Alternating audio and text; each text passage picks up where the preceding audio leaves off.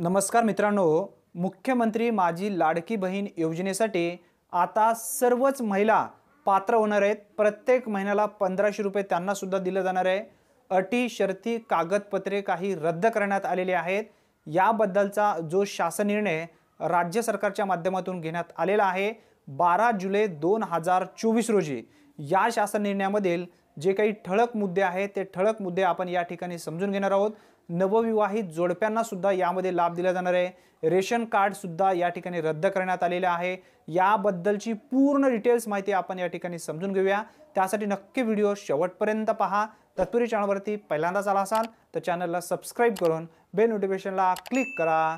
चला तर मग व्हिडिओ सुरू करूया। मित्रांनो, नवविवाहित महिलेच्या बाबतीत तिचे नाव रेशन कार्डावर लगेच लावणे शक्य होत नाही।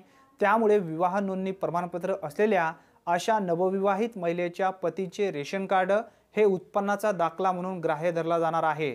जर तुमच्याकडे मॅरेज सर्टिफिकेट असेल तरी सुद्धा तुम्हाला लाभ दिला जाणार आहे। परराज्यात जन्म झालेल्या व ती सध्या महाराष्ट्रात वास्तव्यात असेल त्या महिलेने महाराष्ट्रातील आदिवासी असणाऱ्या पुरुषाबरोबर विवाह केला असेल तर अशा बाबतीत त्यांच्या पतींचे जन्म दाखला किंवा शाळा सोडल्याचा दाखला किंवा शाळा सोडल्याचा प्रमाणपत्र किंवा आदिवासी प्रमाणपत्र ग्राह्य धरला जाणार आहे। याशिवाय महिलेच्या पतीचे 15 वर्षापूर्वीचे रेशन कार्ड व 15 वर्षापूर्वीचे मतदान कार्ड देखील ग्राह्य धरलं जाणार आहे, असा सुद्धा उल्लेख या शासन निर्णयामध्ये करण्यात आलेला आहे। सदर योजनेचा लाभ घेण्यासाठी पोस्ट ऑफिसचा जो पोस्ट पेमेंट बँकेचा खाता आहे तो सुद्धा आता ग्राह्य धरला जाणार आहे। योजनेच्या ऑफलाईन अर्जावरील लाभार्थी महिलेचा फोटोचा जो फोटो काढून तो ऑफलाईन अर्ज दाखल करण्यासाठी ग्राह्य धरला जाणार आहे। जो फोटो तुम्ही दिलेला आहे तो फोटो सुद्धा आता ऑनलाईन होणार आहे।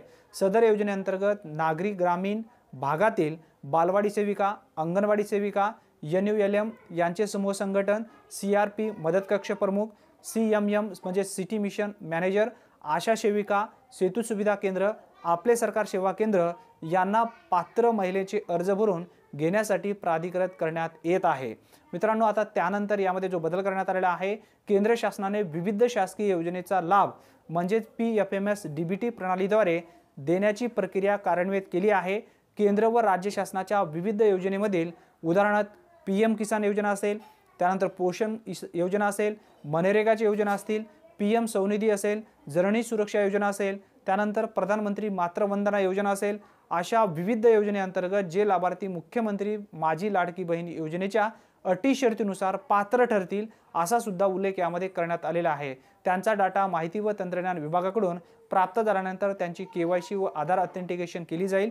यापूर्वीचे झालेले असल्याने सदर लाभार्थी केवळ ऑफलाईन अर्ज भरून मुख्यमंत्री माझी लाडकी बहीण योजनेचा थेट लाभ घेऊ शकतात। मात्र हे करत असताना पात्र लाभार्थी महिलांकडून सदर योजनेचा अर्ज भरून घेण्यात यावा। जर वरील योजनेमध्ये जर तुम्ही लाभ घेत असाल तर तुम्हाला डायरेक्ट या योजनेअंतर्गत लाभ दिला जाणार आहे। गाव पातळीवर ग्रामसेवक, कृषी सहाय्यक, तलाठी, अंगणवाडी सेविका, आशा सेविका, ग्राम रोजगार सेवक, अन्य ग्रामस्तरीय कर्मचारी यांची ग्रामस्तरीय समिती स्थापन करण्यात यावी। सदर समितीचे संयोजन ग्रामसेवक व सदस्य सचिव अंगणवाडी सेविका राहतील। समितीने सदर योजनेसाठी गाव पातळीवर शिबिरे आयोजित करून त्यामध्ये ऑनलाईन तसेच ऑफलाईन या दोन्ही पद्धतीने लाभार्थ्याची नोंदणी करण्यात यावी, असा उल्लेख या ठिकाणी करण्यात आलेला आहे। ऑफलाईन अर्ज हे तुम्ही करू शकता आणि ऑनलाईन जो अर्ज आहे नारी शक्ती ॲपच्या माध्यमातून करता येणार आहे। ग्रामस्तरीय समितीमार्फत अंतिम लाभार्थी महिलेच्या यादीचे प्रत्येक शनिवारी आवश्यकतेनुसार गाव चावडीवर वाचन करण्यात यावे। तसेच सदर यादी ग्रामपंचायत, अंगणवाडी केंद्र येथे प्रसिद्ध करण्यात यावी। सदर प्रसिद्ध करण्यात आलेल्या यादीवर हरकती प्राप्त झाल्यास त्यांचे निराकरण करण्यात यावे। जर यामध्ये काही दुरुस्ती असेल, त्रुटीमध्ये पडलेली असेल तर त्याची काही दुरुस्ती आहे ती सुद्धा करण्यात यावी। डुप्लिकेशन जे असेल त्यांची सुद्धा या ठिकाणी निराकरण करण्यात यावा, असा स्पष्टपणे उल्लेख या नवीन शासन निर्णयामध्ये करण्यात आलेला आहे। मित्रांनो, हा जर शासन निर्णय तुम्हाला जर वाचायचा असेल तर व्हिडिओच्या डिस्क्रिप्शन बॉक्समध्ये टेलिग्राम ग्रुपची लिंक दिलेली आहे, त्याला जॉईन करा। जॉईन झाल्याबरोबर तुम्ही डायरेक्ट थेट टेलिग्राम ग्रुपवरती जाल, त्या ठिकाणी तुम्हाला तो पूर्ण शासन निर्णय वाचण्यासाठी सविस्तररित्या भेटणार आहे। टेलिग्राम ग्रुपला सुद्धा फॉलो करा। नवनवीन अपडेट सुद्धा सर्वप्रथम त्या ठिकाणी तुम्हाला मिळत जाणार आहेत। अतिशय महत्त्वपूर्ण ही माहिती आहे। धन्यवाद मित्रांनो, आज इथेच थांबूया। पुन्हा भेटूया नवीन व्हिडिओमध्ये नवीन माहितीसह। तोपर्यंत जय हिंद, जय महाराष्ट्र.